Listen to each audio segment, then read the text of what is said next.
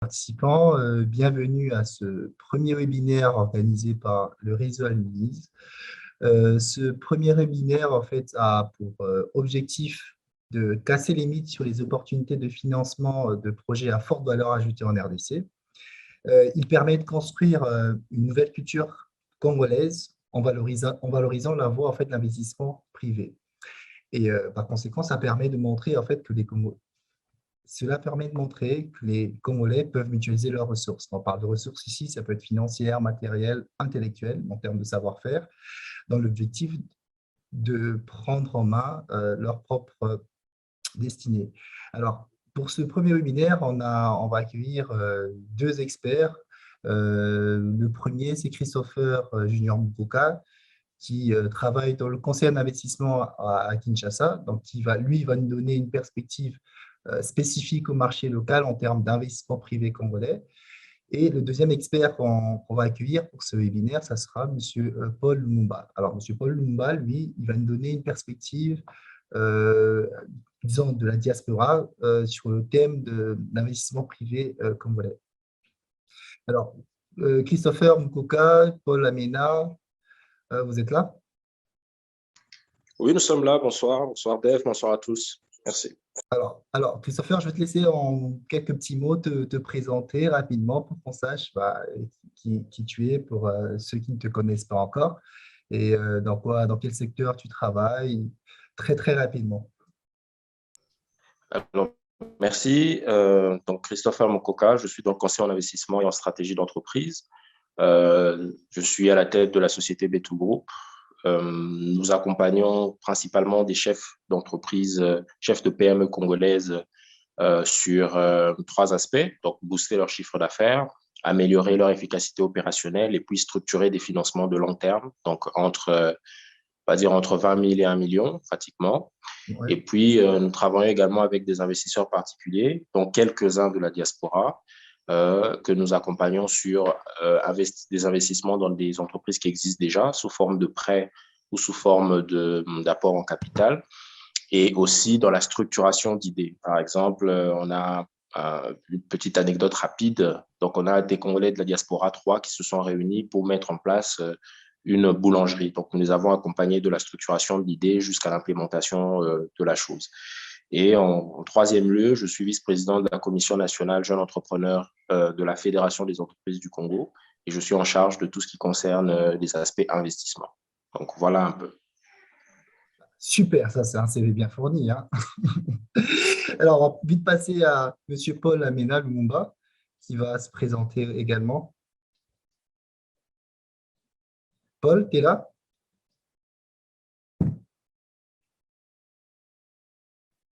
Alors, Paul, tu es avec nous?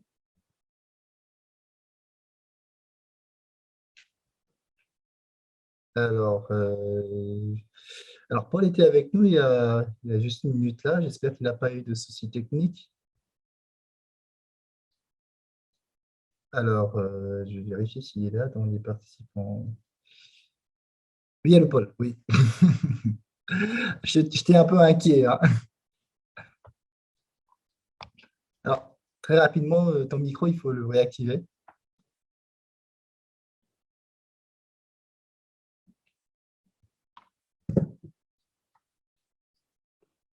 Merci, là c'est fait. Super, c'est super. Alors, très rapidement, Paul, dis-nous qui tu es, où est-ce que tu es, tu travailles dans quel secteur, un peu, voilà. Parle-nous de toi, de ton expertise. Oui, merci pour la parole. Je devais me déconnecter pour reconnecter pour s'assurer que la connexion elle est bonne. Mais moi, peut-être là, j'ai fait, moi, c'est Paul Lumumba. Je suis ici à Kinshasa, ça fait maintenant 2 ans et demi. Et avant de revenir ici au pays, j'étais dans le domaine bancaire. Alors, pour ceux qui sont de l'Angleterre ou connaissent bien l'Angleterre, je travaille pour une banque, Lloyds Banking Group, en Angleterre. Et mon dernier rôle là-bas, c'était, je dirigeais 5 agences de la banque pendant les derniers 5 ans que j'étais en Angleterre. Et Oui. ici, en RDC, j'ai lancé une structure qui s'appelle Lumumba Partners. Et Lumumba Partners, c'est une structure qui est dans la transformation numérique. Et qu'est-ce que nous faisons? C'est pas seulement développer, mais souvent, on prend des solutions qui existent déjà à l'extérieur du pays, par des experts peut-être congolais ou même des étrangers qui veulent implanter ça ici en RDC.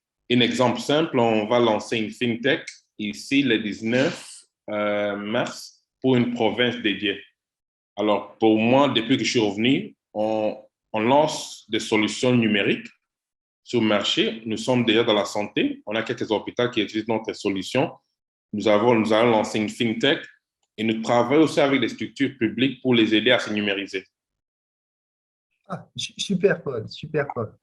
Alors, très rapidement, après vos belles présentations, on va directement entrer au cœur du sujet qui est, disons, le lien RDC-Diaspora en termes d'investissement privé.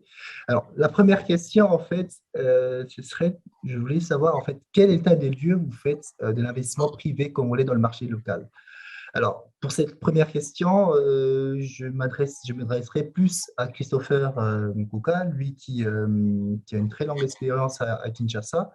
Donc, je voulais savoir, en fait, parce que là, on est congolais, même lorsqu'on a quitté Kinshasa et on sort de la diaspora, on remarque bien que plusieurs grandes sociétés, entreprises, bah, elles appartiennent aux étrangers, tout ça, les Pakistanais, les Libanais, les Chinois et tout ça. Alors, moi, je me demande, en fait, c'est quel état de lieu, en fait, vous faites de l'investissement privé congolais? Est-ce que les Congolais aussi ont des grandes entreprises comme ça, des grandes sociétés? Est-ce qu'il y a une même dynamique entrepreneuriale? Christopher Mukoka, quel état de lieu vous faites? Bon, ce qui me concerne, surtout depuis que j'ai rejoint la FEC, s'il faut parler franchement, je vais juste reprendre les mots du président, hein, l'économie formelle, 80% de l'économie formelle de la RDC est détenue par 26 600 expatriés. Donc, ça veut dire que quand vous prenez le budget de l'État, donc les principales taxes qui sont payées, etc., les principaux contributeurs, ce sont des entreprises détenues par des étrangers. Regardez par exemple les banques. Il n'y a aucune banque qui est détenue à majorité par des Congolais. Les rares Congolais qui sont actionnaires dans les banques détiennent 1%, 2%, 5%. Et généralement, ce n'est pas à cause de leur rapport en capital, c'est parfois pour des raisons politiques, c'est peut-être pour des facilités qu'ils ont accordées, etc. Mais c'est l'état des lieux qu'on fait dans tous les secteurs. Prenez les mines dominées par les Chinois, que ce soit la mine artisanale, que ce soit la mine industrielle. Les principaux acheteurs de minerais, aujourd'hui, ce sont des Chinois.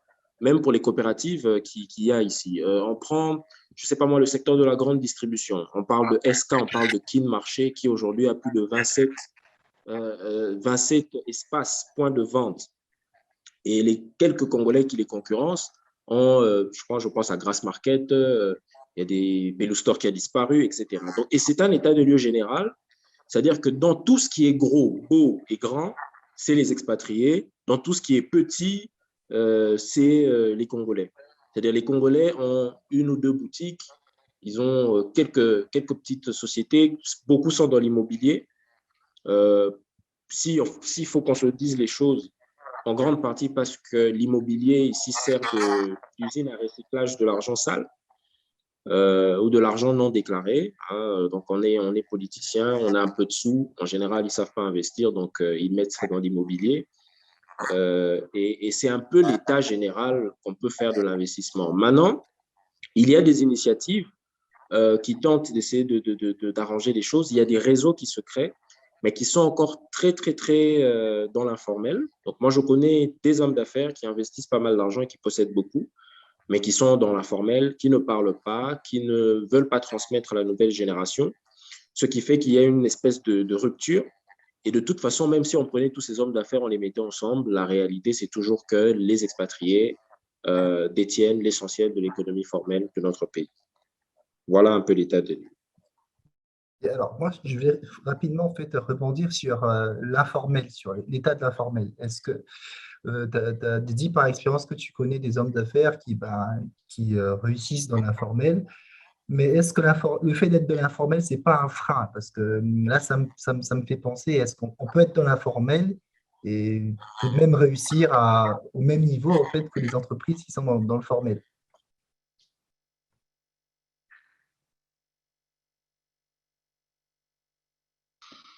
Non, être dans l'informel, ce n'est pas forcément un frein. En fait, tout dépend on va dire, de l'orientation stratégique de l'entreprise. Alors, c'est vrai que depuis un moment, la plupart des jeunes entreprises, des startups et autres, se développent en suivant le modèle occidental, surtout le modèle startup importé. Donc, j'ai une belle idée, je suis dans la tech, je cherche des financeurs, ils vont venir mettre 1 million parce que j'ai une belle idée. J'ai pas d'argent, j'ai rien, mais j'ai une belle idée, ils mettent 1 million. C'est ça un peu le modèle qu'on suit, alors que c'est ce modèle-là qui nécessite d'être formel. C'est-à-dire forcément, il faut des états financiers, il faut être visible parce qu'on veut avoir de l'argent et l'argent d'acteurs qui généralement ont des exigences assez strictes par rapport à ça. Mais nous sommes dans un pays où il n'y a que 20 banques. Et dans ces 20 banques-là, on parle d'un total bilan ou d'un total volume de dépôt d'à peine 4 milliards de dollars, si je ne m'abuse. Alors que l'économie pèse 50 milliards de dollars, un peu plus que 50 milliards de dollars. D'ailleurs, 50 milliards, c'est l'économie formelle. Et le gros de l'économie étant de l'informel, en réalité, les entrepreneurs ont développé des mécanismes BIS pour pouvoir se financer. On parle de tontines à grande échelle. Il y a des tontines ici qui existent pour des montants de 10 000 dollars par semaine qu'il faut mettre. Vous imaginez, il y a 20 personnes, 10 000 dollars par semaine qu'il faut mettre. C'est 400 000 dollars de générer chaque semaine et qui peut servir à financer des besoins en ressources de certaines entreprises, etc. Donc, c'est des réseaux comme ça qui naissent. Moi, je connais des hommes d'affaires congolais qui quittent la frontière, qui font des deals au Rwanda et qui reviennent ici avec de l'argent dans leur coffre. C'est très fréquent. Donc, ça, c'est pour les gens qui sont dans Dark Side. Et lorsque vous regardez même le fonctionnement au tout début des expatriés, c'était un fonctionnement similaire. C'est-à-dire, on crée des business, on ne met pas l'argent forcément aux banques, on gère l'argent entre nous dans des boîtes jusqu'à ce qu'on arrive à créer une banque. Et puis, on commence à gérer les flux. Donc, ça dépend en fait de l'orientation stratégique, on va dire, de l'entreprise. Super. Alors, je vais laisser Paul Amina rebondir sur la perspective, l'état des lieux que tu as fait. Je vais laisser Paul Amina rebondir très rapidement et puis nous faire une espèce de, je dirais, une comparaison ou un lien avec l'état des lieux que lui, il fait de l'investissement privé dans la diaspora congolaise. Paul, parce que j'avais vu que tu avais quelque chose à rajouter un tout petit peu, donc tu peux le faire et puis tu nous fais un lien avec l'état des lieux en fait, qu'il y a au niveau de la diaspora congolaise. Là, vous m'entendez bien? Oui, super. Là, c'est parfait.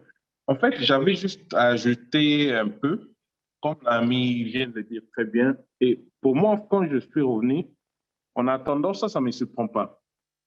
Comme quelqu'un qui vient de système très formel dans l'Angleterre, quand je suis revenu ici, j'étais d'abord étonné.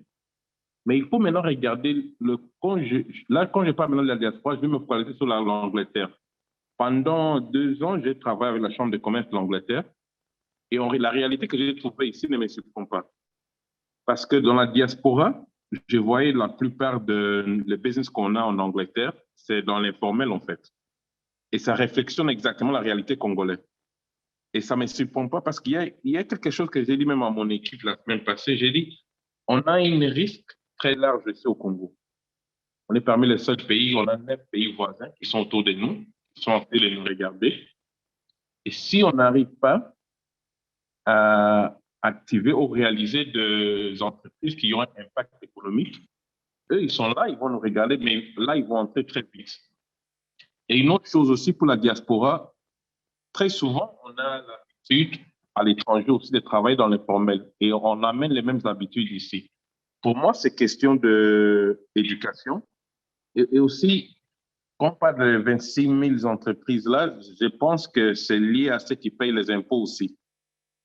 Ça, c'est un truc d'éducation aussi que je pense qu'on doit éduquer les gens, l'importance de les faire pour contribuer à la caisse, mais aussi pour le développement du pays. C'était juste ça, mais ça ne me surprend pas les chiffres.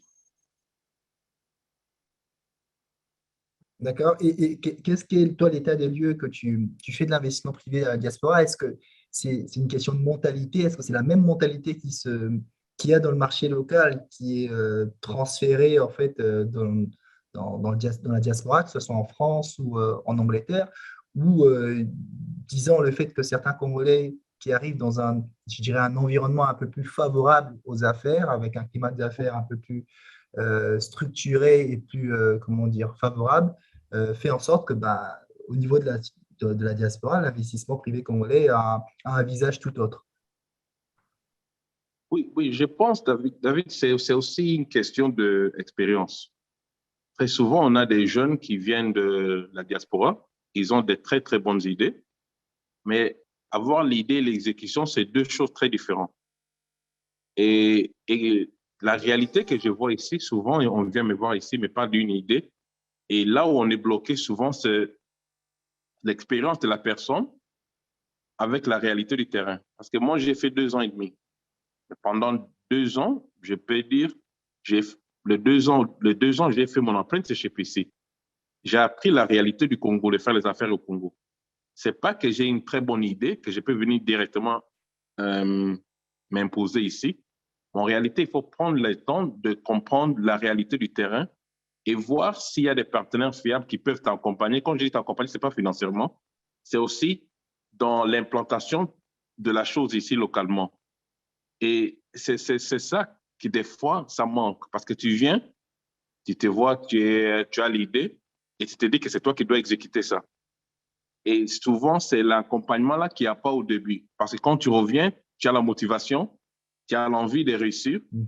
Et la réalité du terrain, ça peut te bouffer. Ça peut vraiment te bouffer. Et pour moi, l'important, c'est quand la diaspora, on revient ici, on doit s'associer à, par exemple, moi qui viens de l'Angleterre, si je viens de là-bas, c'est très facile parce que le parcours que j'ai fait pendant 2 ans, tu peux éviter à faire les mêmes erreurs que moi j'ai fait. Et ça va coûter aussi moins. Mais c'est ça qui normalement manque quand on revient de la diaspora ici. Très souvent, on a l'idée et très souvent, l'exécution, parce qu'on n'a pas le temps d'apprendre le marché. On s'est dit, on doit se lancer directement. Mais en réalité, ça ne marche pas comme ça ici. Ouais. Ça c'est vrai, en fait, ça. Et tu abordes un point intéressant qui nous permet d'aller directement à la deuxième question, c'est en fait, qu'est-ce qui manque aux Congolais de la RDC ou de la diaspora pour développer des grandes entreprises, que ce soit dans le marché local ou encore dans le marché international. Parce que tu as relevé le fait que certains Congolais de la diaspora, parce que je pense aussi que c'est ils ont un retour d'expérience que la plupart des Congolais de la diaspora, surtout France, c'est-à-dire ils rentrent, ils sont dans la diaspora, ils sont exposés à disons, une façon différente de faire les choses, à un marché bien structuré, un marché bien ordonné. Ils arrivent avec une mentalité un peu, je dirais, il y a un délai. Et en fait, quand ils arrivent au Congo, ils essayent de faire, comme je disais, un peu par eux-mêmes et ça ne marche pas. Et du coup, ils se rendent compte qu'ils doivent avoir un temps d'apprentissage et surtout de connaissance du marché local. Alors, moi, ma question, en fait, je vais laisser Christopher rebondir là-dessus, c'est qu'est-ce qui manque aux Congolais pour lancer, développer des grandes entreprises dans le marché congolais, dans le marché local, pardon. Moi, je pense qu'il faut, le gros problème, c'est l'amateurisme. Pour moi, c'est vraiment quelque chose qui est symptomatique de ce que nous faisons, que ce soit que nous soyons ici en RDC, que ce soit de la diaspora. C'est fou comment on a facilité à accorder du crédit à un conseil donné par quelqu'un qui n'est pas du domaine, par exemple. Donc, je rentre en RDC, je veux investir dans l'immobilier, j'appelle mon frère qui est resté ici, qui est médecin, qui n'a jamais mis de l'argent dans l'immobilier ou dans quoi que ce soit.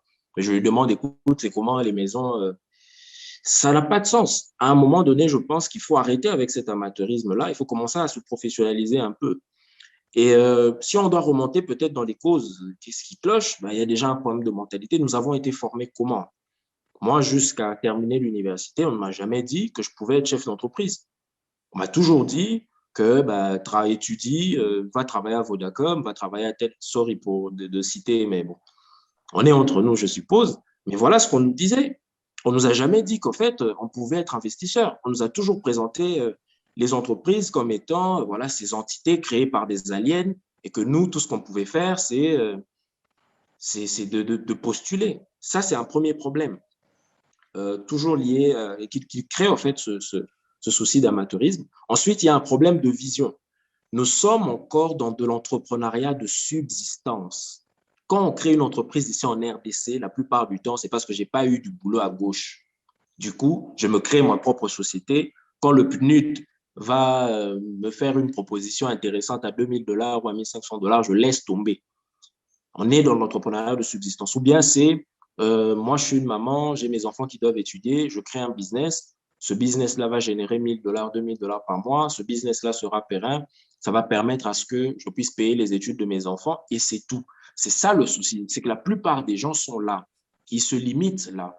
Vous arrivez dans des sociétés qui sont de très grande taille, qui ont peut-être un total bilan d'1 million de dollars, mais qui n'ont pas de comptabilité. C'est-à-dire la poche de l'entrepreneur est mélangée avec la poche de la société. C'est à ce niveau-là. On vous parle de top entrepreneur congolais. Ouais. Ce n'est pas quelqu'un qui débute avec ses $200 1000 où il vient de France, diaspora, 5000. Non, non, non, je vous parle de top entrepreneur congolais, premier plan.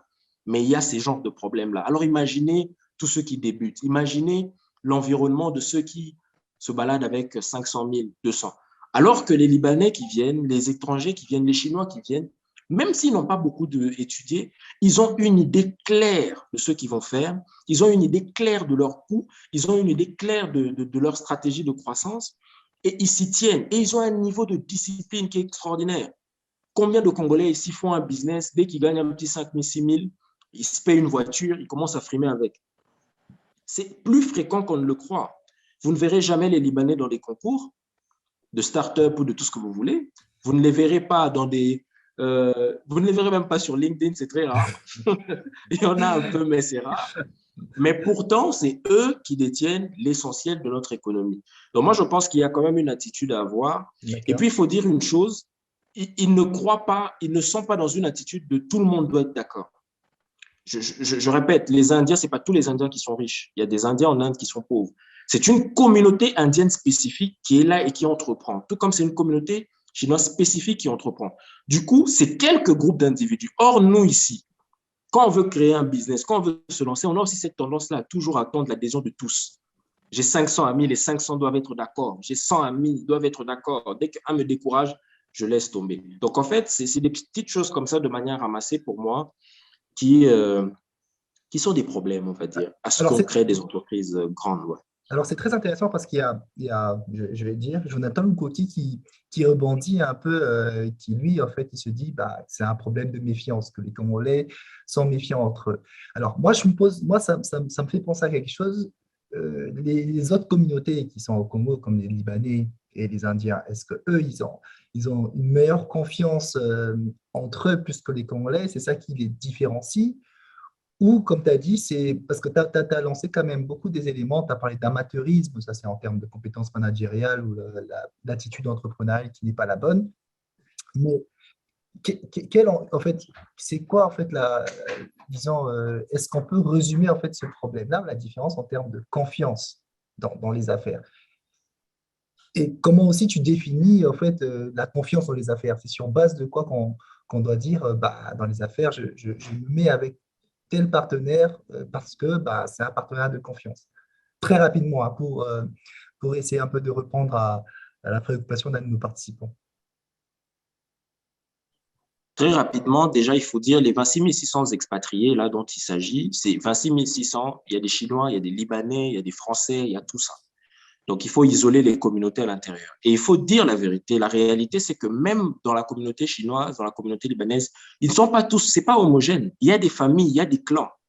Quand vous regardez, par exemple, tout ce qui est importation de papier, matériel électrique, tout ce qui est pour matériel et mobilier de bureau, la plupart du temps, vous allez remarquer qu'il y a beaucoup de Libanais qui sont là-dedans. Vous allez remarquer qu'il y a beaucoup d'Indiens. Vous pouvez voir deux magasins, indiens, face à face, qui se font concurrence et qui vendent la même chose. Mais seulement, ils font la part des choses. Il y a les autres, il y a nous. Il y a nos guerres à nous et puis il y a les guerres avec les autres. Et quand nous, on doit travailler ensemble, l'idée, c'est que l'argent doit rester dans la communauté le plus longtemps possible. Et la confiance est aussi née aussi du fait que dès que quelqu'un brise cette confiance, il est sanctionné par le groupe. C'est-à-dire, vous êtes à 200, vous êtes à 300, vous êtes une communauté d'entrepreneurs. Dès qu'il y a un, vous entendez que voilà, il n'a pas payé sa dette, il n'a pas fait ceci ou il n'a pas remboursé quelque chose, vous l'excluez, ça devient un mouton noir. Et peut-être c'est pour ça que nous devons arrêter de regarder les Congolais comme une communauté homogène. Chacun d'entre nous a son réseau. C'est-à-dire, moi, en tant que Christopher Mukoka, j'ai mon réseau de 200, 300 personnes. Je dois être capable, dans mon réseau, d'éliminer les nuls d'éliminer les moutons noirs et de garder les bons. Et ce travail-là de virement, on doit chacun le faire pour se poser la question de dire, bah, aujourd'hui, est-ce que si je lance un business, aujourd'hui, si j'ai besoin de $200, $300, aujourd'hui, si je veux créer quelque chose, est-ce que si j'en parle à ces 300 personnes, combien vont être pour? Combien vont être... C'est ce travail de tri que chacun doit faire. Et on peut créer comme ça une multitude de multi-réseaux qui peuvent être également en réseau et faire des grandes choses. Donc, moi, je crois que le facteur confiance, ce n'est pas que les Congolais ne se font pas confiance. Nous sommes la preuve avec des tout groupes. Je rappelle quand même que nous avons une 60aine d'actionnaires dans notre projet agricole Black Yellow. C'est des Congolais, il n'y a qu'un Français, peut-être un Camerounais, mais la majorité, c'est des Congolais. Nous avons une 40aine d'actionnaires dans notre restaurant Coucou. Donc, c'est possible de se mettre ensemble, seulement il faut le faire avec sérieux. Il faut le faire avec sérieux. Ok, super, merci. Alors, Paul, alors moi, j'aimerais savoir, parce que lorsqu'on est dans la diaspora, que ce soit en France ou en Angleterre, moi, j'aimerais savoir, en fait, qu'est-ce qui manque aux Congolais qui sont, en fait, dans la diaspora? Parce que lorsqu'on voit certaines communautés, moi, je dis ça par expérience, quand on voit les communautés un peu d'Afrique de l'Ouest, hein, les Maliens, les Sénégalais et tout, et même parfois les Djiboutiens, lorsqu'ils arrivent soit en France ou dans notre pays, c'est qu'ils sont en communauté et ils sont dans l'entraide et parfois, en termes d'investissement, ben, ils ouvrent des petites choses ou des grandes choses, mais sans beaucoup parler. Alors, toi, par rapport à ton expérience, ben, pour toi, quels sont les avantages, qu'est-ce qui manque aux Congolais qui sont à la diaspora, qu'il y a dans d'autres communautés, comme je disais, sénégalaises, qui sont plus entreprenantes et entrepreneuriales aussi. Qu'est-ce qui manque aux Congolais à la diaspora?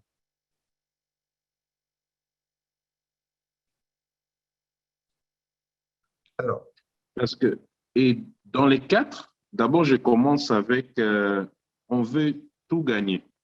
On vient ici, on pense que j'ai mon idée. Si, par exemple, j'ai un système de gestion, c'est moi qui dois faire telle partie, la logistique ou ça ou ça. En fait, très souvent, on ne comprend pas qu'en trouvant des partenaires qui sont fiables, ça peut nous faciliter la tâche. Et pour grandir et élargir une entreprise, ça ne veut pas dire que tu dois tout gagner, en fait. Et souvent, parce qu'on est venu avec l'idée, on n'est pas assez dynamique de se dire, OK, là, je peux me concentrer sur mon expertise parce que là, je commence à me dévier. Si on n'a pas pris le temps de planifier, c'est très facile que ça se passe. Et au Congo, il y a des très bons partenaires qu'on peut travailler avec. Alors, la première chose, c'est on veut tout gagner, on doit arrêter. La deuxième chose, il faut trouver des partenaires qui sont fiables, qui peuvent faire quelque chose dans ta chaîne de valeur, qui vont te faciliter. Parce que c'est avec ça que tu peux aussi te construire une réputation et te créer un réseau de confiance avec des personnes. Et avant de revenir sur la dernière partie que vous avez dit, il y a aussi le troisième aspect qu'on ne fait pas très souvent. Mais ça, je vais le dire, on ne le fait pas aussi dans la diaspora assez. Il y a pas mal de jeunes Congolais de la diaspora ici que je demande, est-ce que depuis que tu es de retour, tu as quelqu'un qui est comme un mentor pour toi, que tu peux aller avec tes problèmes et un peu en parler et échanger? On ne le fait pas. Parce que ces gens, souvent, ils connaissent le terrain, ils ont eu l'expérience, ils ont passé tout le parcours qu'on est en train de passer maintenant. Et ça demande aussi une certaine maturité d'avoir cette ouverture-là, parce que tu peux aussi t'exposer devant quelqu'un que tu vois comme quelqu'un qui t'inspire peut-être, mais il faut avoir l'ouverture de l'en parler. Et la dernière chose, je pense l'aspect solidaire, on l'a en RDC. Mais pour moi, jusqu'à aujourd'hui, je suis dessus parce que c'est un idéal. On parle très souvent, consommons congolais, on soutient les structures congolaises, mais c'est un idéal qu'on a toujours parlé d'eux, mais je ne vois pas beaucoup d'actions. Alors, pour moi aussi, il y a la relation là, le lien là qu'on doit mettre avec, pas seulement ceux de la diaspora, mais aussi ceux qui sont locaux ici, mais vraiment dans l'exécution de la chose. Et cette confiance vient avec le temps, mais vient aussi avec des résultats. Et pour être plus solidaire dans notre communauté, oui, on doit être assez ouvert, mais on doit aussi accepter qu'il y a des échecs et utiliser ces expériences pour renforcer les autres. Et c'est un peu ça de mon côté, mais je pense qu'il y a une génération qui vient, que je commence à voir, qui sont un peu différents de nous. Et ça me motive, ça me donne un peu de l'espoir, mais on doit concrétiser qu'est-ce qu'il s'agit quand on parle de consommons congolais. Ça, c'est une éducation. Ah, super, merci Paul. Alors là, en fait, on a lancé un sondage à la suite déjà des propos très intéressants que vous nous avez donnés par rapport à l'état des lieux d'investissement privé dans le marché congolais ou encore dans la diaspora. On a lancé un sondage pour demander à nos participants, en fait, aujourd'hui, où seraient-ils prêts à investir? Et jusque-là, c'est 90 ans, 92%, hein, ou 92% des participants qui disent en fait qu'ils aimeraient bien investir en RDC. Donc là, ça montre que malgré en fait les difficultés, malgré l'état des lieux qui, on peut dire, qui n'est pas très très très positif sur beaucoup de manque qu'il y a dans notre culture, dans notre mindset. Christopher a parlé d'amateurisme et tout. Alors là, ça nous renvoie à la troisième question parce que les participants ils disent qu'ils veulent investir en RDC. Et je pense que c'est le sentiment partagé par beaucoup de Congolais qui sont dans la diaspora. Alors là, je reviens à me demander quels sont les ingrédients pour booster l'investissement privé congolais. Christopher. Je pense que dans un premier temps, nous devons avoir, parce qu'en fait, quand on parle de l'investissement privé, il faut regarder trois choses. Moi, j'aime bien dire qu'il faut regarder trois choses. Peut-être, on va dire, d'un côté, on a les investisseurs, de l'autre, on a les entrepreneurs. Donc, parce qu'investisseur et entrepreneur, ce n'est pas vraiment la même chose. Ensuite, nous avons l'État avec le climat des affaires, etc. Donc, un peu les trois types. Au niveau des investisseurs, il y a aussi des problèmes. Il y a des gens qui veulent investir, etc., etc. Ils ont combien? Parce qu'on ne va pas investir du vent. Est-ce que vous avez du capital à investir? Est-ce que vous avez économisé? Est-ce que vous avez une épargne? C'est assez dommage.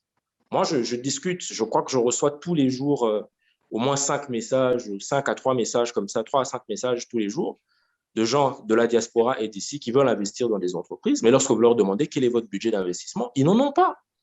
Ils ne savent pas. Et ça, c'est grave. Comment vous voulez investir quelque part sans avoir un budget, sans avoir un 1000, un 500, un 200, un 300 dans lesquels vous allez investir dans des boîtes? Donc, je pense qu'il y a un souci de professionnalisation justement des investisseurs. Les gens doivent comprendre qu'avant d'investir, il faut avoir du capital, il faut avoir une épargne, il faut avoir quelque chose en nature que vous pouvez investir, etc. Ça, c'est le premier point. Deuxième point pour booster, c'est les entreprises, les PME qui sont ici, qui ont besoin d'argent. Parce qu'il faut bien comprendre le contexte dans lequel on est, hein. Une PME ici, quand elle veut se lever des fonds, soit elle va à la banque, on lui demande de mettre le Bukwalupan pour avoir un petit crédit de 5 000, 10 000, soit elle va à la microfinance, on lui prête ça à 80% de taux effectif global pour vous donner le taux d'intérêt nominal, le taux d'intérêt débiteur, non, le taux d'intérêt débiteur, justement, il est autour de 50% chez les institutions de microfinance. Je crois qu'en France, là, on parle d'1%, 2%, là, nous, on parle de 50%. Donc, vous voyez un peu le contexte dans lequel il est. Mais d'un autre côté, vous avez des gens de la diaspora qui ont des sous, qui ont la possibilité de prendre des crédits conso, direct rapidement, qui peuvent générer à 2 000, à 3 000, à 5 000 euros. S'il garde ça au niveau de la banque là-bas, il se fait peut-être, je ne sais pas, 1% dans un livret A ou quoi, il peut prêter ça à la PME ici. La PME, de son côté, elle tourne, elle fait un peu d'argent et elle avance. Mais maintenant, la PME doit avoir les capacités pour capter cet argent-là. Elle doit être formelle, elle doit avoir un minimum de comptabilité et tout ça. Donc, il y a un problème à ces deux niveaux. Et ensuite, idéalement, il faut une structure d'accompagnement, un peu comme nous, les tout groupes, qui justement jouons le pont, le tiers de confiance entre ces investisseurs qui sont d'un côté et les PME qui sont de l'autre côté. Si jamais ça se passe mal, au moins ça se fera dans la transparence. Alors Christopher, moi j'aimerais bien que tu reviennes sur je sais que tu l'as déjà dit, mais tu reviens sur un cas pratique. Parce qu'en fait, là, il y a des réactions des participants qui sont un peu, je ne dirais pas anti-investisseurs, parce qu'en fait, dans les propos que tu viens de dire, en fait, tu dis qu'il y a à la fois, il y a des bons, de la même manière qu'il y a des mauvais investisseurs comme des bons investisseurs, tu dis qu'il attends, c'est quoi? En fait, tu dis d'un côté, en fait, ceux qui investissent, et l'autre côté, c'était quoi que tu disais?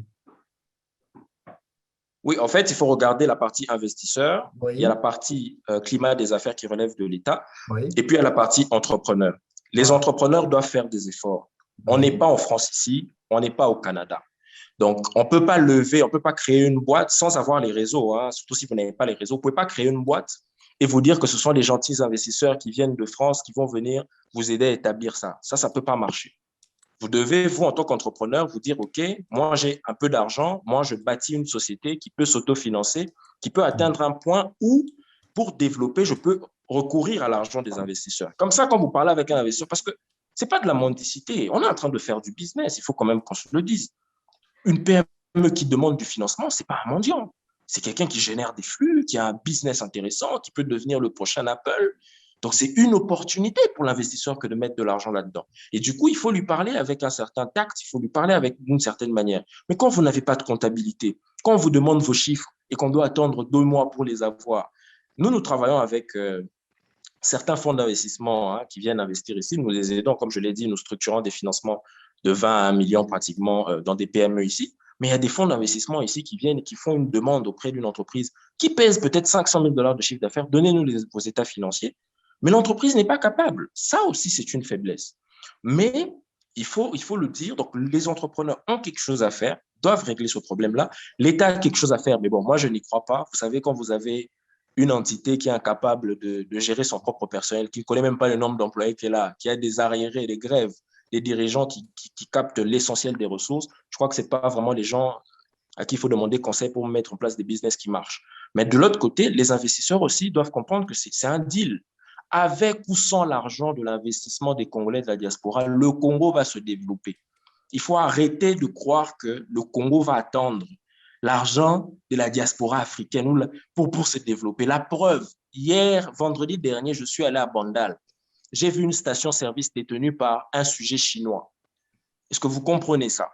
Une petite station-service détenue par un sujet chinois, ce n'est pas une station détenue avec, comment on le dit, ce n'est pas une station type licence totale, non, avec le nom du sujet chinois. En RDC, à plein Kinshasa. Combien ça a coûté? Sûrement pas 50 000 ou 100 000 $. Mais nous, on est là, on se regarde. Et ce côté-là aussi, blabla.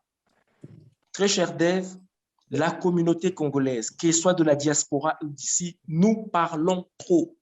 Dès qu'il faut passer à l'action pour dire, OK, maintenant, il faut 2 000 $ pour mettre en place un fonds. Il faut 1 000 ou il faut 500 $. Il faut même 10 €. Quand il faut commencer à payer ces euros-là pour aller de l'avant, même si la structure est bien établie, nous baragouinons trop. Et c'est pourquoi vous remarquerez en réalité que nous ne sommes pas homogènes. En fait, il y a des petits groupes qui se créent et ces petits groupes évoluent et les autres, on n'en parle même plus. Voilà un peu ce que je pouvais dire.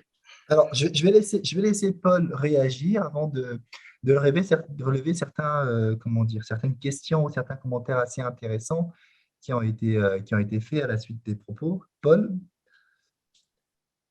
Oui, merci. Et pour moi, j'allais d'abord commencer avec deux choses. En fait, quand on parle de 26 000 ou 80% des expats qui retiennent l'économie, il faut aussi regarder que vous savez que la tranche d'âge de la plupart des Congolais qui reviennent de la diaspora investir ici, il y a une différence en termes d'expérience parce que souvent, c'est des jeunes qui reviennent. Et si vous regardez les expats qui viennent, ils sont déjà dans l'âge de maturité en termes des affaires aussi. Alors, je pense, quelqu'un l'a dit dans le commentaire tout à l'heure, alors ils ont déjà regardé les loopholes qui existent au Congo, et ils attaquent seulement ça.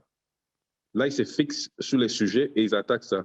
Alors, on doit d'abord aussi regarder c'est quoi la tranche d'âge des gens qui reviennent ici. Et quelque chose que j'allais partager, en fait, investir aussi, c'est une éducation. La plupart des jeunes de la diaspora qui viennent ici, souvent, ils sont dans l'âge où, en termes d'expérience, où eux-mêmes, ils cherchent à investir. Alors, j'ai toujours dit, quand je suis revenu, j'ai lancé une plateforme de crowdfunding parce que pour moi, j'ai toujours cru qu'on doit faire quelque chose ici parce que je les vois très bien en Éthiopie. Les Éthiopiens, ils ont un fonds, peut-être vous les connaissez, c'est un fonds diaspora qui existe en Éthiopie. Je pense chaque mois, ils envoient 30 $ qui contribuent à ces fonds. Si vous regardez très bien, à travers ces fonds maintenant, l'État commence à investir dans les hôpitaux, dans la santé, dans l'éducation et dans d'autres travaux publics à travers ces fonds de la diaspora. Mais ça les a pris des années. Vous allez voir, pendant Covid, je pense que c'était 1,5 million qui a été investi par ces fonds de diaspora, qui a été créé, et c'est dirigé une partie privée, une partie l'État.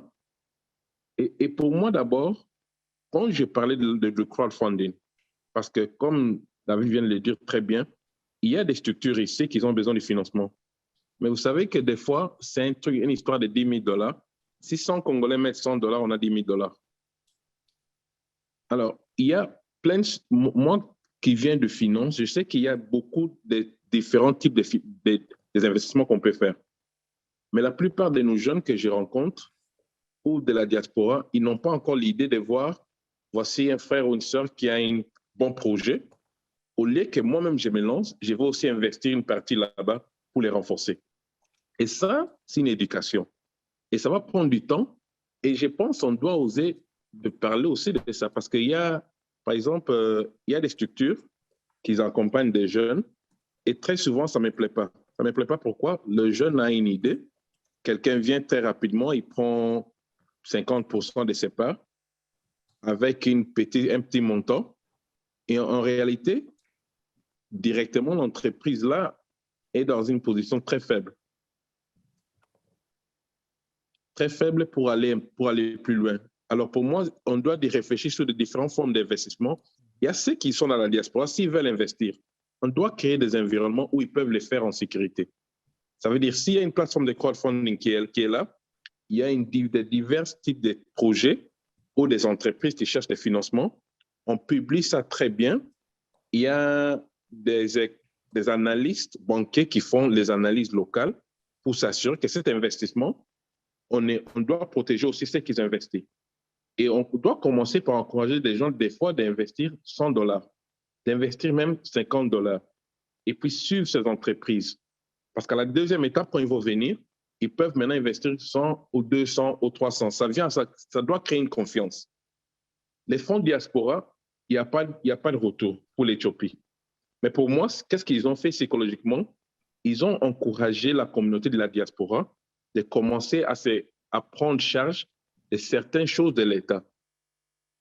Parce qu'il n'y a pas que l'État qui peut investir. Nous aussi, on peut le faire. On doit créer ces tunnels.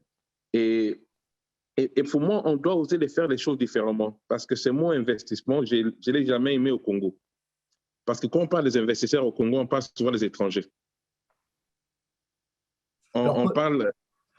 Alors, Paul, moi excuse-moi de te couper dans ton élan. J'avais une question par rapport à, tu as dit que tu as travaillé parce que tu t'es installé à Kinshasa et parce que tu as lancé le secteur, tu as parlé de FinTech. Moi, en fait, je voulais savoir par rapport à ton expérience, est-ce que déjà, dans les investissements que tu as fait, dans les projets que tu as lancés, tu travailles qu'avec des Congolais ou tu fais un mix ou c'est qu'avec des étrangers? Moi, j'ai une mix, en fait. Et je vais vous dire honnêtement, quand je suis revenu ici, mon idée, c'était de lancer une microfinance.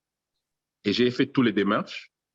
Et en veillant, et après que j'ai compris la réalité, après que moi j'ai vu, en fait, c'est impossible de le faire.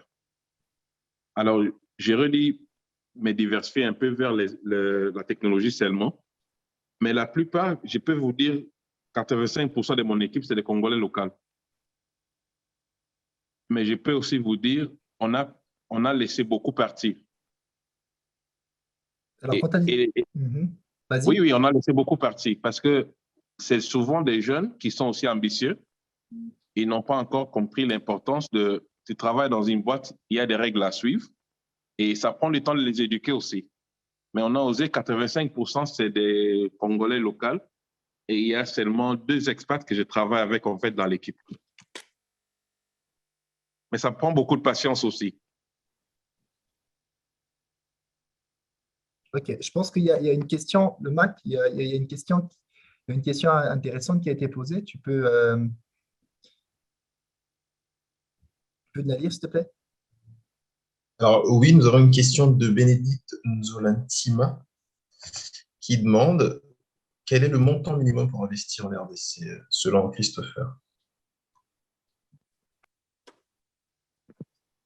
Je pense que ça dépend. C'est comme la même question qu'on me pose souvent quand on me dit quel est le business le plus facile à mettre en place en RDC? Je crois qu'aujourd'hui, j'ai publié quelque chose sur le business des taxis pour montrer les revers. Sur le papier, c'est facile. Dans la réalité, c'est autre chose. Je pense que ça dépend. En fait, il faut comprendre que au lieu d'aller sur le montant minimum, ce n'est pas la bonne démarche. La bonne démarche, c'est de se demander qu'est-ce que je veux faire? Pourquoi j'investis? Est-ce que je veux me construire un patrimoine? Est-ce que je veux créer une deuxième source de revenus? Est-ce que je veux devenir millionnaire? C'est la première étape. La deuxième étape, maintenant, c'est de se demander par rapport à ses sensibilités, à ses passions, etc., quels sont les business dans lesquels elle se sentirait à l'aise. C'est-à-dire, par exemple, moi, je vous dis sincèrement, je ne peux pas investir dans les mines parce que je sais que c'est flou, je ne maîtrise pas, et puis je sais qu'il y a beaucoup trop de travail d'enfant. Donc, ça ne m'intéresse pas, j'exclus. Quelqu'un qui est musulman peut dire, ben voilà, moi, je ne vais pas investir dans tout ce qui est élevage de porc, ça ne m'intéresse pas. Vous voyez, quelqu'un d'autre qui déteste l'État, un peu comme moi, va dire, ben voilà, moi, tout ce qui concerne les marchés publics, privés, je ne veux pas, ça ne m'intéresse pas. À partir du moment où vous avez fait ce deuxième pas pour dire, voici un peu ce qui m'intéresse, maintenant vous vous dites, OK, c'est quoi mes objectifs? Parce que je connais le pourquoi. Je sais que je veux devenir riche, je sais que je veux dégager un deuxième revenu. Par exemple, je ne sais pas, vous faites 2 000 € par mois, vous voulez générer 500 € par mois de revenus supplémentaires dans les 6 prochains mois. Ça, c'est l'objectif. Maintenant, vous commencez à chercher des business qui peuvent caler avec ça dans tous les secteurs. Donc, ça peut être dans le transport, ça peut être dans, je ne sais pas moi, dans la restauration, etc. Et maintenant, à chaque business, vous allez associer un modèle économique. Par exemple, dans le transport, vous pouvez faire comme ce qui te faisait classiquement. Vous achetez un catch à 4 500 $, vous vendez ça à crédit à quelqu'un, etc. Et puis vous récupérez petit à petit. Vous pouvez acheter une moto, c'est toujours dans le transport, mais la moto va vous coûter 900 $.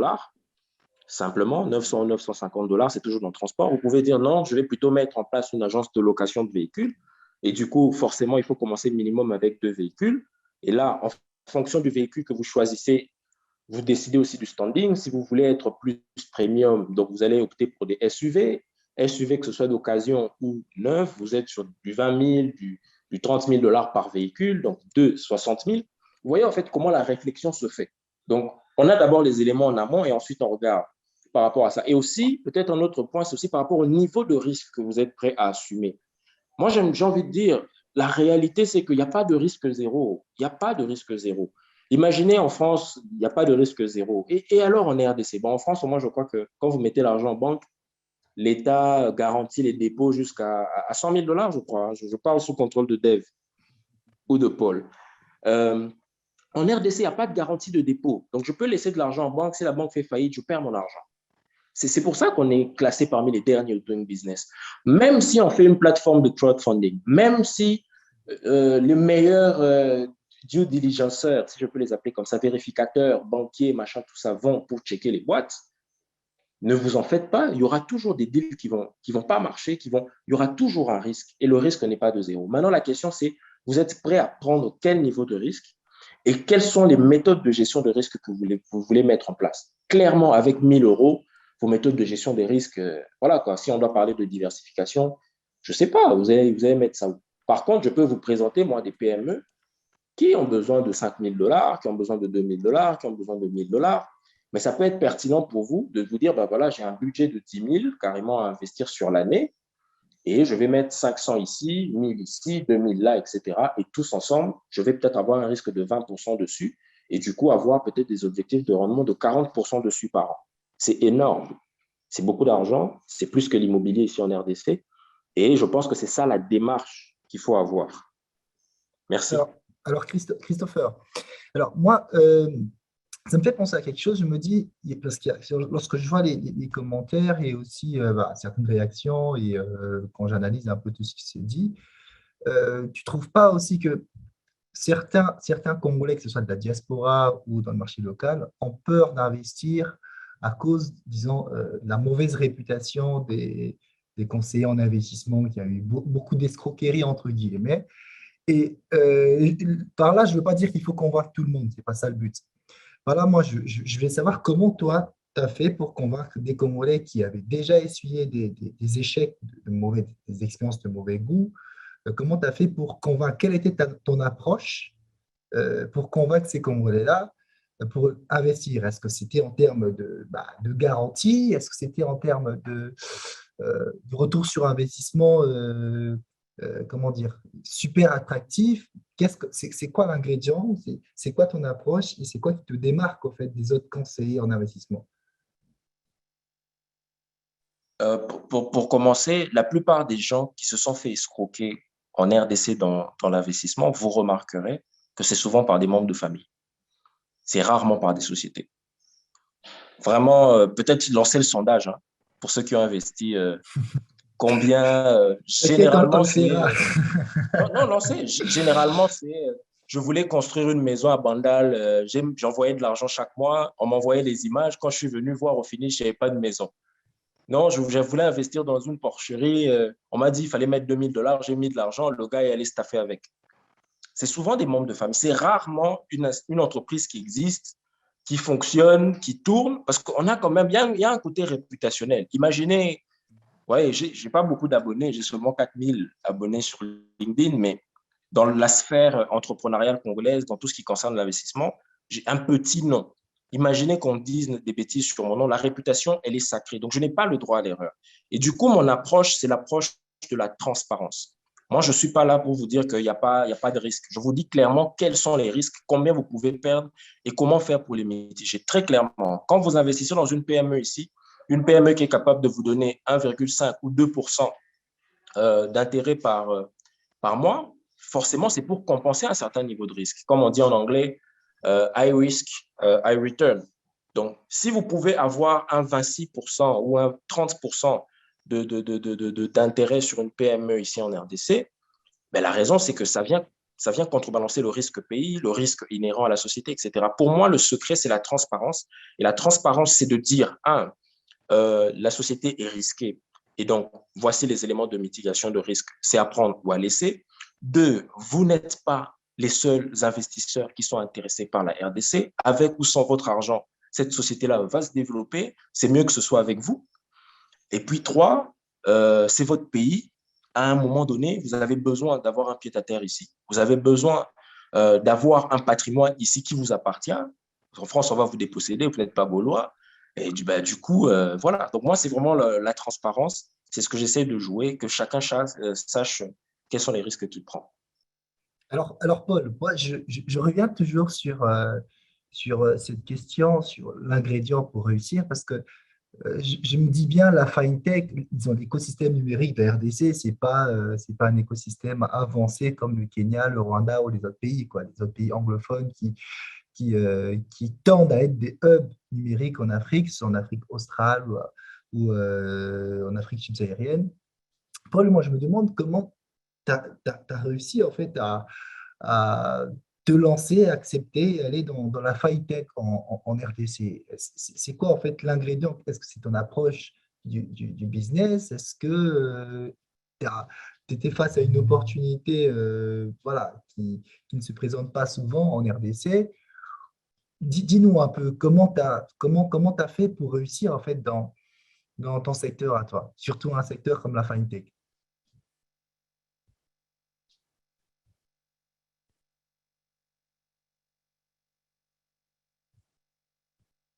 Alors, je ne sais pas si Paul est encore avec nous. Alors, non. Vous m'entendez? Oui, oui, on t'entend, Paul. Ah, OK. OK. T'as entendu ma... D'abord, je vais dire que le FinTech, ce n'est pas de nouveauté. Ouais. Mais en RDC, c'est une opportunité, mais c'est aussi une très grande challenge. Et j'ai fait, comme on dit en anglais, trial and error. Parce que le marché ici, il faut bien la cibler. Alors, le FinTech que je suis en train de parler à partir le 19 mars, on va lancer ça officiellement. Et d'abord, ça permet à la diaspora congolaise d'envoyer l'argent vers le Congo et d'ouvrir des comptes en euros, en dollars ou en sterling, comme tu veux. Mais la différence avec l'approche qu'on a fait, avant, quand je suis revenu, moi, je ciblais le marché de commencer à Kin et aller out à partir du Kin. Mais en fait, je suis né au Sankuru. J'ai quitté là-bas très jeune, j'avais l'âge de 4 ans, mais j'ai fait quelques descentes sur terrain là-bas. Et j'ai découvert au Sankourou, en fait, il n'y a pas une structure financière qui met en connexion les 6 territoires de la province. Alors, pour moi, ça fait 6 mois qu'on travaille avec l'équipe ici. On s'est dit, qu'est-ce qu'on peut faire? Parce que souvent, les gens disent que là-bas, on s'enclave, on ne peut pas faire ça, on ne peut pas faire ça. Mais en réalité, il y a des commerçants. Il y a 2 ou 3 villes qui sont vraiment économiquement, il y a des opportunités, mais ils n'ont pas une banque. Alors, pour moi, il faut cibler ton marché. Il ne faut pas regarder qu'il y a 100 millions de Congolais qui existent en RDC et dire c'est ça ton marché. Rester à Kin. Ça, c'est vrai, ça, excuse-moi, Paul, ça, c'est vrai, ça, parce que j'ai entendu de beaucoup d'entrepreneurs, lorsqu'ils qui parlent du marché de Kinshasa et tout ça, ils prennent directement 100 millions. Ça, Oui, c'est exactement ça. Et j'étais même à Goma la semaine passée, c'est intéressant la dynamique de là-bas aussi, parce qu'il y a aussi l'influence anglophone. Mais je veux dire, nous, on descend au Sankourou parce qu'en fait, il y a un besoin réel là-bas. Et avec la FinTech, c'est basé sur la technologie. Oui, on aura des agences dans chaque territoire, mais en réalité, tous qui sont là-bas aura des comptes bancaires numériques, effectivement. On est en train de faire un partenariat avec une banque locale. Et ça, c'est les choses que je n'aurais pas fait au début, parce que le manque d'expérience, en fait, du marché local. On va faire un partenariat avec une banque locale qui vont nous endosser, qui vont nous permettre à retenir des épargnes. Et à travers ça aussi, je peux faire des prêts aux petits peuples qui sont là-bas. Alors, pour nous, la TMB avait commencé à Lubumbashi. Quand ils ont commencé, je ne sais pas si c'est en 2004 ou 2005, mais ils ont commencé à Lubumbashi. Et c'est après là qu'ils sont arrivés au niveau national. Alors, on a ciblé le marché. Je sais que ceux qui sont à la diaspora peuvent aussi utiliser notre application FinTech. Parce qu'à travers ça, tu peux envoyer l'argent à travers MoneyGram vers l'RDC. Tu peux envoyer de l'argent, des unités à quelqu'un de la diaspora, s'ils ont besoin de ça. Mais pour nous, je sais que tous peuvent l'utiliser, mais la cible du marché, il ne faut pas être généraliste. Il faut aussi bien cibler le marché parce que, comme l'ami vient de le dire, les montants d'investissement, ça dépend. Il y a des choses que tu peux faire ici, investir $500. Et ça dépend de ta vision, là où tu veux amener ça, et ça va marcher très bien. Mais pour nous, une FinTech, je voulais toujours donner l'accès financier à ceux qui n'ont pas. Mais on devait trouver un modèle qui marche pour eux. On devait aller vers une communauté qui n'ont pas encore ça. Et là, aujourd'hui, je suis en discussion aussi avec une structure d'assurance parce que je veux que si on les fait des prêts, on peut assurer ça. Et ça, pour moi, ça va nous aider à créer la confiance avec notre partenaire bancaire aussi qui ne veut pas faire de pertes. Mais il faut prendre les risques, mais il faut bien cibler ses clients. Il ne faut pas essayer de généraliser en calculant si on est 100 millions, si j'ai même 20% ou 10% du marché, j'ai gagné jackpot en fait. Et c'est ça la différence. Et les produits doivent être de valeur ajoutée. Ce n'est pas copier-coller. Il ne faut pas essayer d'amener. En parlant de copier-coller, en fait, parce que là, il y a beaucoup de gens qui se posent la question, parce qu'ils sont très intéressés par ton appli, ils se posent la question, bah, c'est quoi la valeur ajoutée ou ta forte proposition de valeur qui te différencie, par exemple, des moyens de transfert traditionnels classiques, il y a Western Union, MoneyGram et les autres. Ah, très bien, c'est une bonne question ça. En fait, la première plus-value, c'est au Sankourou, il y a 4 territoires où aujourd'hui, si tu les envoies l'argent, tu dois envoyer à quelqu'un à Kinshasa et après, c'est eux qui doivent trouver les moyens pour les envoyer. Ça, c'est la première des choses. La deuxième chose, en termes pour la province d'abord, hein, ils n'ont pas accès au crédit. Mais il y a des entreprises qui sont en train de se développer et on doit les donner cette ouverture aussi. Parce que pour moi, j'ai toujours dit, l'accès financier est aussi un accès de développement. Et l'éducation financière aussi. Parce que nous, et il y a les fonctionnaires de l'État, par exemple, je vais vous donner un exemple réel. Du Lodja au Sankourou, le rebond qui sont dans 2 territoires au Sankourou. Et parmi ces territoires, ils sont à Lodja et à Lusambo. Ça veut dire que si tu es à l'intérieur de la province, quand on vous paye, tu es fonctionnaire de l'État, Rebond doit prendre une voiture qui vient vers chez vous pour vous payer. Si tu n'es pas là, on ne te paye pas. Et des fois, ces gens subissent des retards de 2 semaines, 3 semaines à cause de la manque d'infrastructures numériques ou d'infrastructures bancaires. Alors pour nous, c'est 4 à 6 000 personnes réellement, l'État doit nous donner ces contrats. Parce que nous, on peut les payer en temps réel. Ça, déjà, c'est une valeur ajoutée pour eux et leur famille. Parce que là, l'argent qu'ils méritent, ils l'auront. Mais si tu es dans la diaspora, avoir un compte Emala, l'application s'appelle Emala, avoir un compte Emala va te permettre de pas seulement épargner de l'argent local, mais quand tu viens, tu peux avoir une carte Visa prépayée, prêt qui t'attend. Tu peux utiliser ça. Tu peux convertir parce qu'il y a les taux d'échange, c'est très dynamique. Alors, au bon moment, si tu as des euros, tu fais convertir ça en dollars. Tu peux faire ça en temps réel toi-même dans l'application.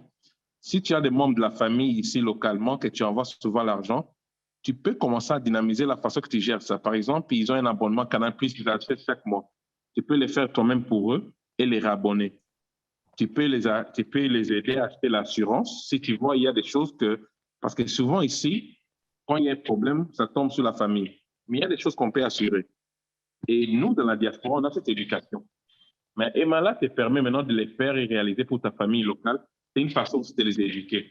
Et qu'est-ce qui est aussi intéressant? Des comptes Emala, c'est gratuit. Alors, si tu as de l'argent dans ton compte Emala, tu peux directement transférer ça à une autre personne de la famille qui a un compte Emala, et ça, c'est gratuit. Il n'y a pas de frais. Tout ce que tu dois faire pour charger ton compte Emala de la diaspora, tu peux charger avec ta carte bancaire. Et après, tu peux envoyer aux gens ici localement par un PSA, Orange, Airtel, comme tu veux. Tu peux même les envoyer dans les guichets de UBA, EQT, pour retirer de l'argent. Ah, je me disais bien qu'il y avait ces spécificités. Alors là, je vais revenir un peu avec Christopher et puis cette question aussi sera adaptée à Paul, à toi.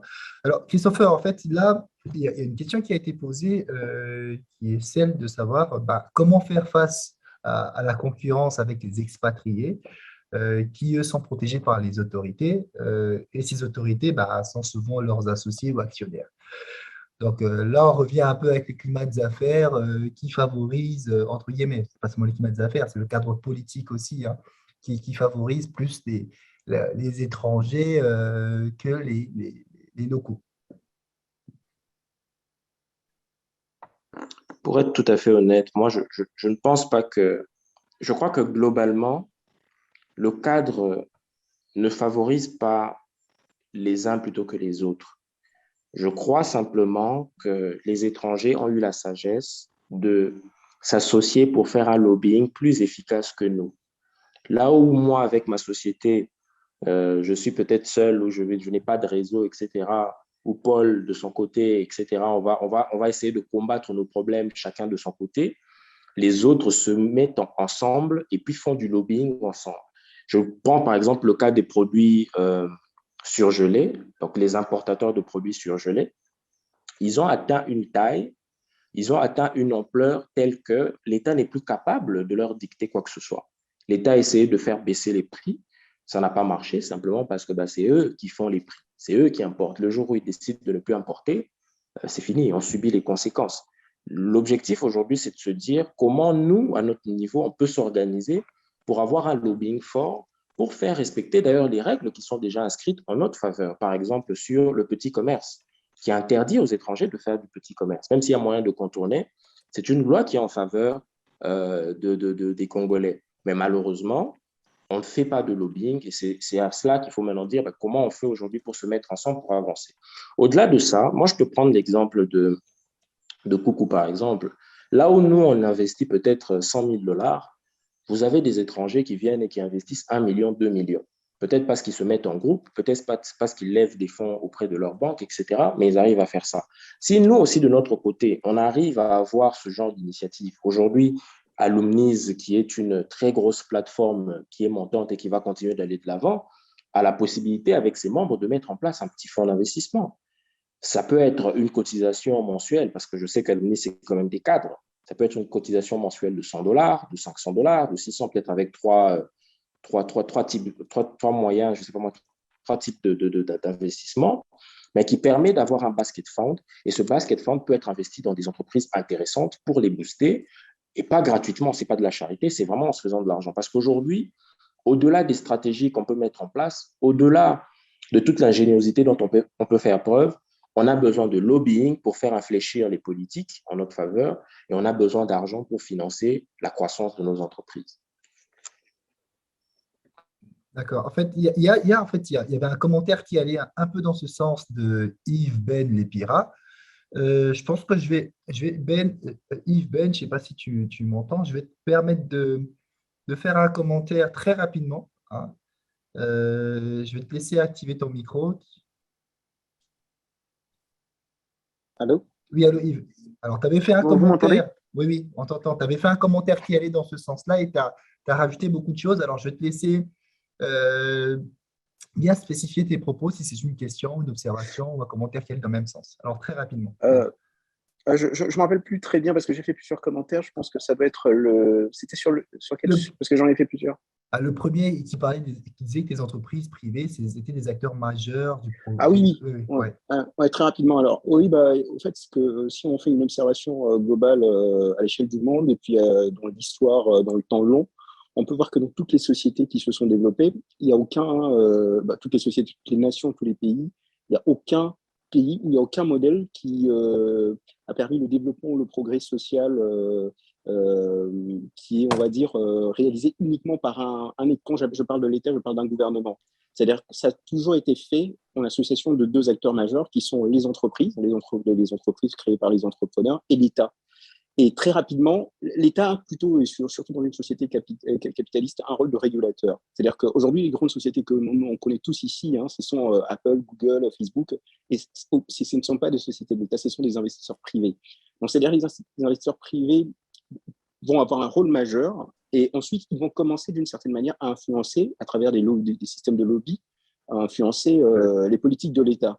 C'est ce qu'on appelle, pour ceux qui sont en France ou ailleurs, vous allez voir que dans tous les parlements, il y a toujours des acteurs qui s'appellent des lobbyistes, lobbyistes dans l'agriculture, dans la viande, dans la pharmacie, dans tous les secteurs d'activité. Et en Congo, malheureusement, on a toujours tendance à dire l'État. Ah, l'État n'a pas fait. Si je parle dans l'Ingala, l'État est salité, l'État est salité. Et c'est fatigant, c'est-à-dire parce que finalement, on attend tout de l'État. Et pourtant, on a tous un rôle à jouer. Et l'entrepreneuriat a un rôle, j'ai envie de dire même majeur, parce que l'État est plutôt un régulateur. Et c'est quand il y a beaucoup de business qui sont générés par les entreprises, hein, qui vont ensuite payer d'impôts, qui va fournir aujourd'hui, on va dire, alimenter le budget de l'État. Et ensuite, l'État va pouvoir investir. L'État investit très peu, en tout cas. Voilà, c'est mon intervention. Oui, tu avais une deuxième réaction qui était au sujet du risque d'investissement en RDC. Oui, alors il y a un gros problème aussi. Donc, je pense que, alors, en tout cas, avant rapidement de répondre, c'est très intéressant et j'apprécie. Et puis les intervenants sont de qualité, c'est top. Il y a un gros problème qu'on ne fait pas. Beaucoup, moi aussi, je me lance en entrepreneuriat ça fait 2 ans. Il y a beaucoup de gens, quand je rencontre des Congolais dans la diaspora et même au Congo, quand vous discutez avec eux sur leur business, ils ne font pas de business plan. Ils ont une idée, ils se lancent. Ils ne font pas de business plan. Ils n'aiment pas ça. Je ne sais pas pourquoi. Parce que c'est rébarbatif, ça prend du temps. Voilà. Ils ne le font pas alors que le business plan te permet de connaître tous tes postes des dépenses et surtout ce dont tu as besoin.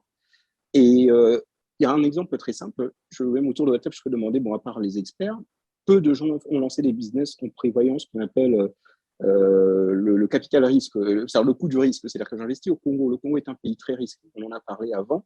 Mais personne ne se dit, bah, demain, il peut y avoir un coup d'État, demain, il peut y avoir ceci. Par contre, j'investis de l'argent et je lance mon business. Tous les mois, quand j'ai du revenu, eh ben, on a un truc qu'on a appris tous en comptabilité. Moi, j'ai étudié à Kinshasa. Il y a un poste qu'on appelait dans le bilan au passif qu'on appelle provision et risque. C'est-à-dire que j'enlève dans mon revenu, dans les $2000 par exemple que j'ai récupéré ce mois-ci, j'enlève 100 que je mets à côté. Ça viendra couvrir en cas de vol, en cas de perte, pour la maintenance, je ne sais pas quoi.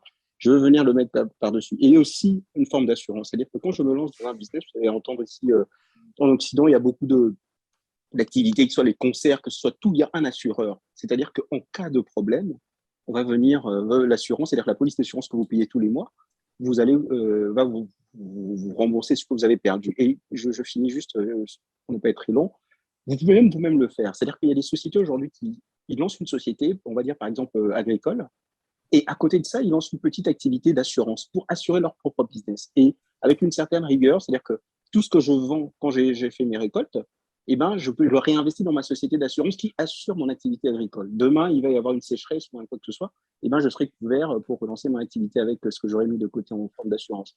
Bon, voilà, c'est. Merci beaucoup Yves pour cette intervention très pertinente. Alors, Paul, je vais te laisser réagir par rapport aux propos de Yves.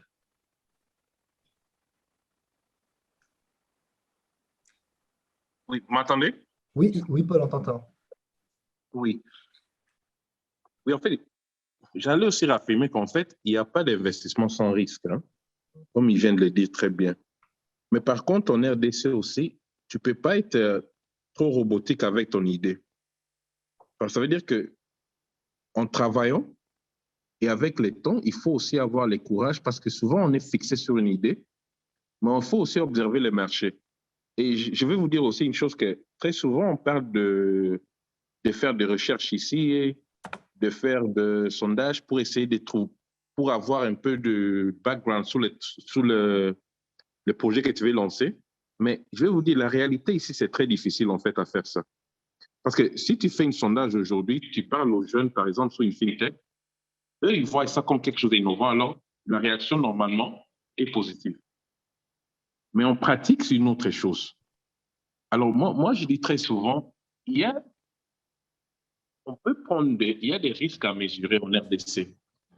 Et même en termes de ressources humaines, je vois quelqu'un avait commenté sur ça aussi, ce n'est pas que les risques n'existent pas aussi ailleurs. Mais toutes ces choses-là, ça demande une compétence pour pouvoir gérer ça. Et je vais vous dire, il ne faut pas investir en RDC, ce n'est pas un investissement à court terme.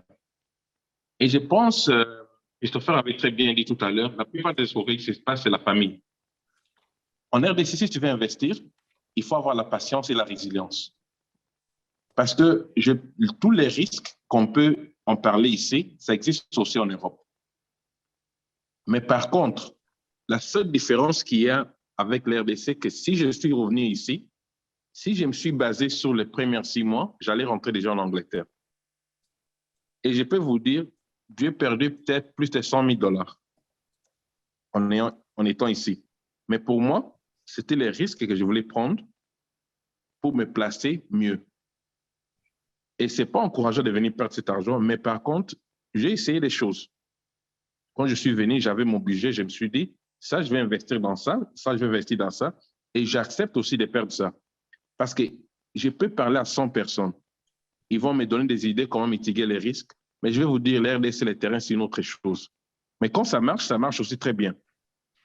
Il faut seulement avoir le courage et la résilience de rester. Si tu investis dans 2 structures, et j'espère qu'après cette conférence, qu'en termes d'une structure, vous allez réfléchir comment collectivement vous pouvez partager les risques. Parce que des fois, tu ne dois pas investir seul.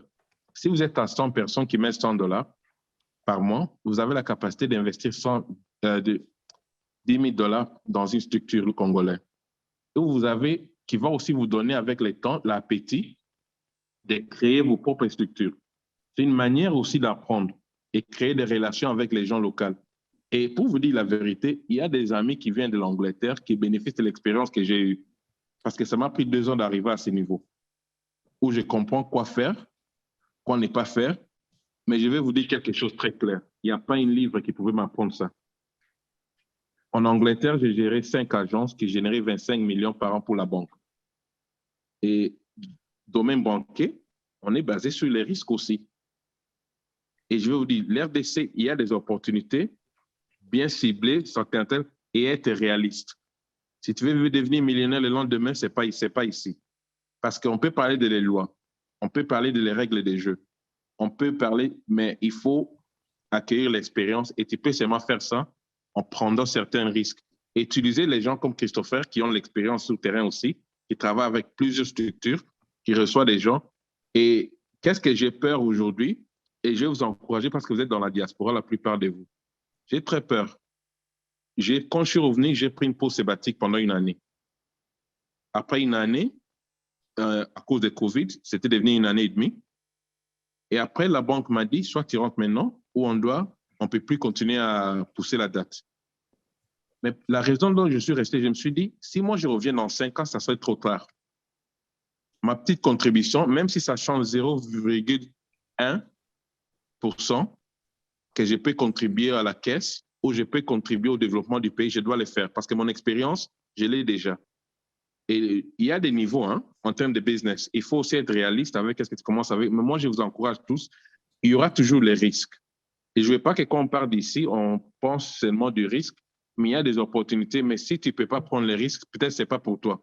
C'est là qu'il faut chercher, là où tu peux investir et utiliser les plateformes pour cela, pour être mieux orienté, pour contribuer au développement. Parce que dans 5 ans, comme Christopher l'avait dit, ça peut être trop tard parce que vous regardez notre boulevard ici, 60% des restaurants, ce n'est pas au Congolais, 70% même, peut-être même plus. Et il y a beaucoup de secteurs qui sont comme ça. Ce n'est pas une bonne chose. Paul, là, tu as dit des choses très, très, très fortes, hein. Et il y a même un commentaire qui va un peu dans ce sens, qui dit, de Daniel Dengue, qui dit il disait quoi? Quand vous investissez, en fait, l'argent que vous avez investi ne vous appartient plus. En gros, il faut envisager le fait qu'il y a ce risque-là de le perdre, de tout le perdre, de perdre une grande partie.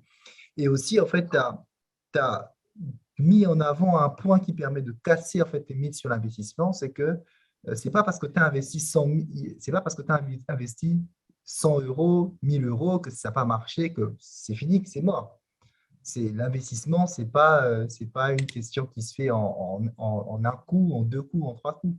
Donc, il y a aussi le retour d'expérience qui permet de pouvoir augmenter ta maturité en tant qu'entrepreneur et de pouvoir aussi mieux maîtriser en fait, le terrain. Parce que le contexte, il est important. Il faut avoir les informations du marché. Il faut aussi connaître l'évolution du marché. C'est pour ça qu'il y a eu beaucoup d'entreprises, des cas d'entreprises des multinationales qui étaient très innovantes, mais qui ne sont pas restées dans l'air de leur temps et qui ont fait faillite.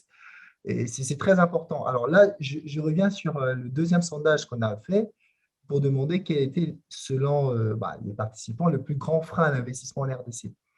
Et là, pour l'instant, c'est 70% de réponses qui, en fait, sont en faveur du fait que c'est l'ignorance ou la non-maîtrise du terrain qui cause le problème qui fait en sorte que l'investissement privé congolais n'est pas à la hauteur. Je vais laisser Christopher aussi un peu réagir par rapport à tout ce qui s'est dit. Christopher? Oui, je suis là. Moi, je suis. On a entendu beaucoup de choses. Tu étais d'accord avec toutes ces choses-là ou tu as des éléments que tu aimerais encore, en fait, sur lesquels tu aimerais bien marteler dessus, hein? Non, mais bon, juste dire peut-être avant de, je ne sais pas, passer à la suite peut-être aux questions, c'est vraiment de dire que je crois que nous devons avoir cette sagesse de comprendre que nous devons travailler ensemble.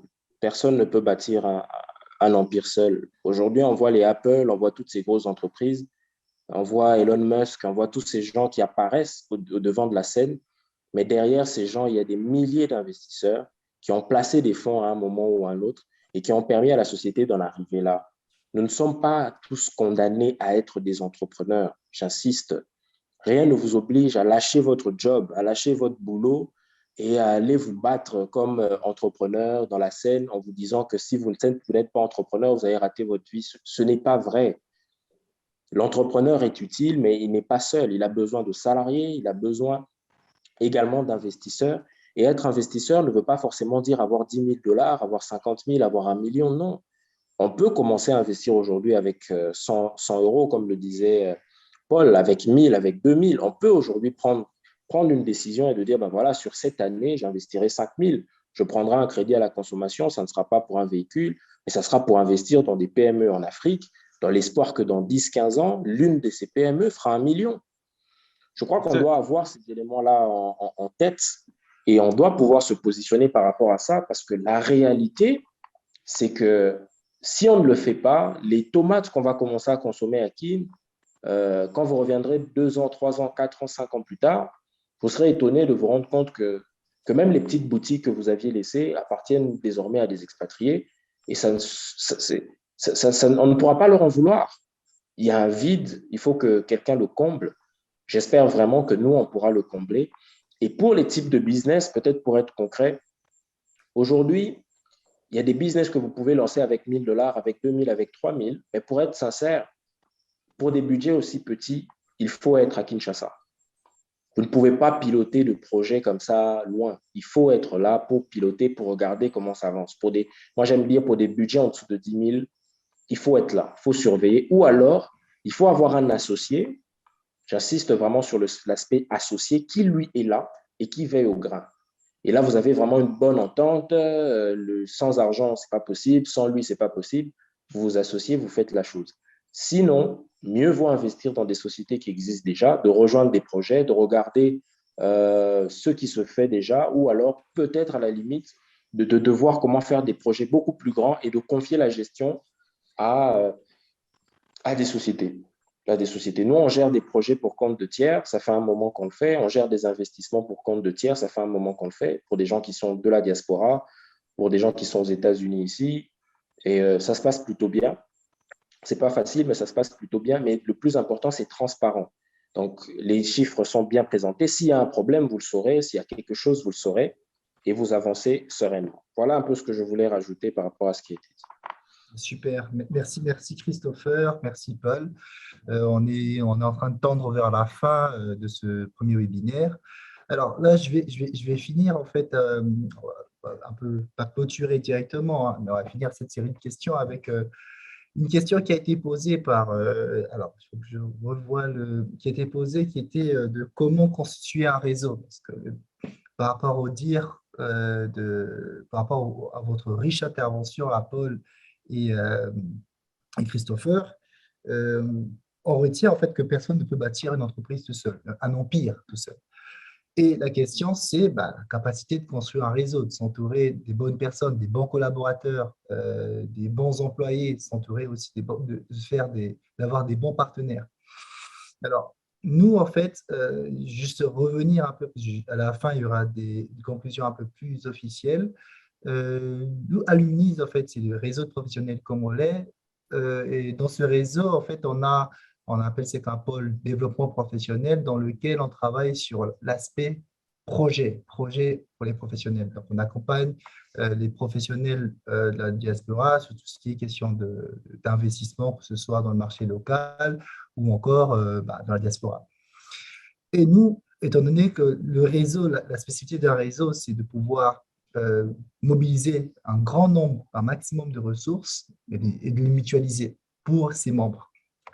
Et ce webinaire, en fait, nous permet ce premier webinaire que nous avons lancé, nous permet en fait de marquer le lancement de l'offre de conseils, d'accompagnement, de formation et de financement des projets à fort potentiel, qui sont portés pour et avec le Congolais de la RDC et de la diaspora. Alors, les projets portés par l'UNI sont vraiment des projets que nous mettons en avant. Ce sont des projets qui sont liés en fait aux problématiques socio-économiques de la RDC.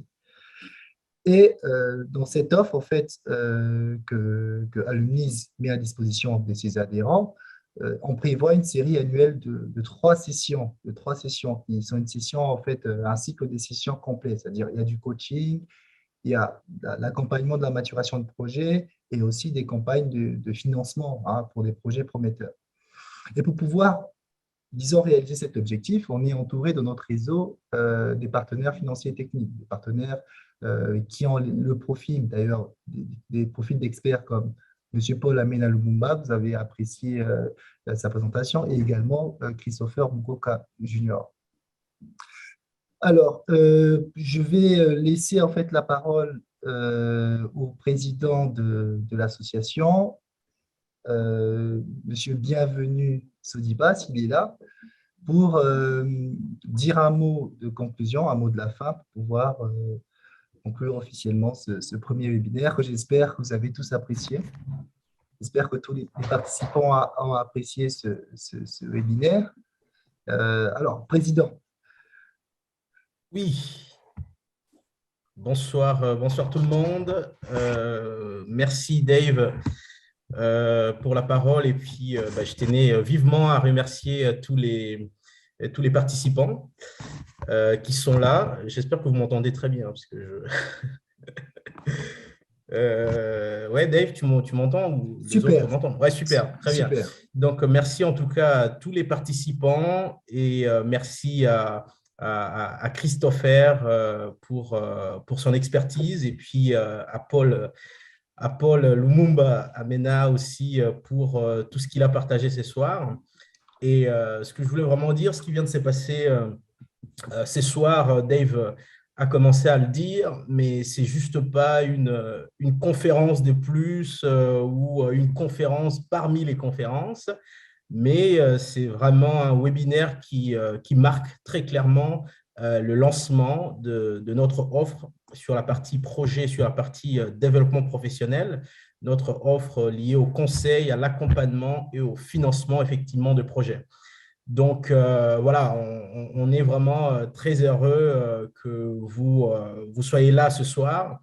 Et pour vous qui hésitez, qui doutez encore, qui rencontrent des difficultés à se dire comment je fais pour investir au Congo, eh bien, vous pouvez vous appuyer effectivement sur Alumniz. Alumniz, qui est ce réseau de professionnels qui a organisé cet événement et qui travaille d'ailleurs, il faut que je le mentionne, en direct avec Christopher, qui est un partenaire. Et donc, passer par Alumniz, c'est vous donner la possibilité de bénéficier aussi j'allais dire, des coûts préférentiels, en tout cas des tarifs préférentiels négociés pour vous pour pouvoir rentrer effectivement sur le marché congolais. Donc, n'hésitez pas à venir nous voir. Je demanderai, si c'est prêt à la com, de peut-être mettre aussi en avant le formulaire qui vous permettra de nous laisser vos contacts pour que nous puissions, si vous souhaitez en tout cas, être tenus informés un petit peu des prochaines étapes. Parce que tout ce qu'on vient de changer ce soir, bien évidemment, nous, l'idée, c'est de passer à l'action. Et puis, pour ceux qui souhaiteraient venir rejoindre les réseaux pour contribuer à la construction du réseau, eh bien, n'hésitez pas à nous écrire aussi sur nos différentes pages, à la fois LinkedIn, Instagram ou Facebook. On aura bien le plaisir de collaborer ensemble. Ce qui nous anime, c'est vraiment notre devise. Et ça a été rappelé par les intervenants, Let's shine together. Et c'est vraiment la volonté, quoi. Donc, longtemps, les Congolais brillent chacun dans son coin. Je pense qu'il est temps que le Congolais, nous nous mettions ensemble pour briller ensemble, que nous nous mettions ensemble pour commencer à construire justement, j'allais dire, des infrastructures solides, à construire des entreprises solides, à bâtir, j'allais dire, des grandes entreprises tout simplement pour contribuer au développement de notre pays. Donc, voilà, passons à l'action. Hein. On parle beaucoup, mais je pense qu'il est temps de passer à l'action. Eh bien, tous ceux qui veulent passer à l'action, n'hésitez pas de venir vous appuyer sur Alumniz, quoi. Donc, une fois de plus, merci infiniment à tous les participants. Merci infiniment à Christopher et à Paul. Merci à notre responsable de projet, Dave, qui a animé effectivement ce webinaire avec brio. Et puis, en tout cas, on se donne rendez-vous pour une prochaine saison, un prochain épisode. Donc, voilà, restez connectés. Et puis, voilà, je vous souhaite vraiment une bonne soirée partout où vous vous trouvez. Et puis, à très vite, quoi. Donc, Dave, écoute, je ne sais pas s'il y a un autre mot de la fin, mais voilà. Quant à moi, en tout cas, je souhaite une bonne soirée, une excellente soirée à tout le monde. Et je vous donne rendez-vous de l'autre côté, quoi. Donc, voilà, retrouvons-nous de l'autre côté pour effectivement travailler ensemble et briller ensemble. Merci, bonne soirée à tous. Bonne soirée. Avant que les gens se déconnectent, j'allais juste rajouter un petit mot. On a fait un dernier sondage pour voir si le webinaire avait répondu au questionnement. Et là, on a 86%, donc il n'y a qu'une seule personne, un seul non. Ouais, c'est déjà bien. Ça fait bien. Et je veux aussi remercier à Paul et Christopher aussi, et surtout Paul qui va probablement bientôt nous rejoindre dans le panel disons, partenaires financiers et techniques par rapport à son expertise sur des secteurs avancés comme la high-tech et tout ça. Donc, merci encore à Paul, merci à Christopher. Et voilà, je n'ajoute pas plus parce que le président a tout dit. Merci à vous, merci à tous les participants. Merci aussi à l'équipe d'animation, Sandrine et le Mac Randy, qui ont été d'une aide très précieuse. Allez, merci à tous. Bonne soirée. Bonne soirée.